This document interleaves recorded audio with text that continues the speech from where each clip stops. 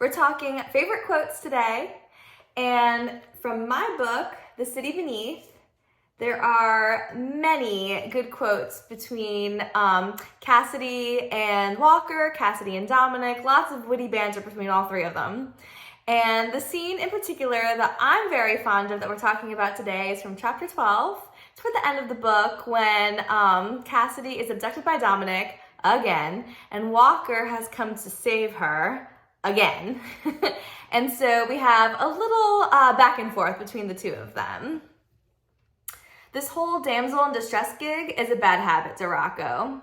The slow drawl of Walker's voice penetrated the murky bog of my mind. My consciousness drifted near the surface, and I felt his hands brush my hair from my face. I grinned, my eyes still closed. His hands trembled. Bad habits die hard, I whispered. I thought that was old habits. All my old habits are bad habits. I forced my eyes open. They felt impossibly heavy. The room didn't spin exactly, but nothing around me was steady or real. It felt like a living dream, except for the solid weight and heat of Walker's hands against my skin. Walker's expression was pinched despite the lightness in his voice, and I wondered why. If he was here in the coven, it meant our plan had succeeded. Walker was shaking his head at me. I'm sorry I couldn't call you at sunrise. I got a little tied up. I jerked on the restraints holding me to the bed. I thought I told you to keep your day job, Walker quipped back.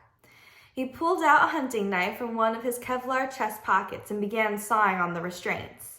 The swell of his muscles bulged with the effort. His thick blonde brows furrowed over those killer big brown eyes as he concentrated, and I had the insane, immediate urge to kiss him. My mind flashed back to the memory of us on my desk. He'd been so warm and certain and strong, and my own issues, as usual, had stood in the way of getting exactly what I desired.